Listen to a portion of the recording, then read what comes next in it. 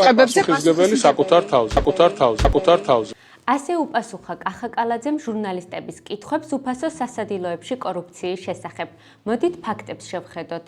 2 აპრილს სახელმწიფო უსაფრთხოების სამსახურმა გაგვაგებინა, რომ დააკავეს 5 პირი. ირკვევა, რომ კონკრეტული კომპანიები ათასობით ბენეფიციარს წლების განმავლობაში არაკეთილსინდისიერად ემსახურებოდნენ და მიითვისეს მათთვის გამოყოფილი მილიონობით ლარი. კალაძე კი ამბობს, მე პასუხისმგებელი საკუთარ თავზე ვარო, მაგრამ არსებობს კანონი, რომელიც მას სულ სხვა რამეს ავალდებულებს. ადგილობრივი თვითმმართველობის კოდექსი, სადაც მარტივად წერია, რომ მერი ანგარიშვალდებულია საკრებულოს და მოსახლეობის წინაშე. რა ფუნქცია აქვს თბილისის მერს? მართავს და აკონტროლებს თბილისის მერიის საქმიანობას, უნაწილებს ფუნქციებს მოადგილეებს და თანამშრომლებს.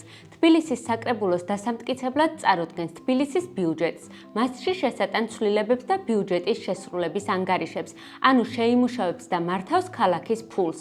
ხელს აწერს მუნიციპალიტეტის და თბილისის მთავრობის სახელით დადებულ ხელშეკრულებებსა და შეთანხმებებს. ისმეს ანგარიშებს, რა გაკეთდა, რა არ. გამოდის კალაძეს მხოლოდ საკუთარი თავი არაბარია და მისი პასუხისმგებლობა ბევრად დიდია. მან ისიც თქვა, დედაქალაქის მერია არ არის საგამოძიებო უწყებაო, მაგრამ ანგარიშების მოსმენა ხომ ევალება. შესაბამისად, გამოძიება თუ არა, კონტროლი მაინც. კალაძემ ისიც თქვა, შეიძლება საკუთარ შვილზე ვერ აიღო პასუხისმგებლობაო. ისეთი მოცემულობა შეიძლება საკუთარ შვილზე ვერ აიღო პასუხისმგებლობა. ეს ემოციური манипуляციაა. მერია ოჯახი არ არის. მერია საჯარო უწყებაა, რომელიც ჩვენი გადახდილი გადასახადებით ფინანსდება.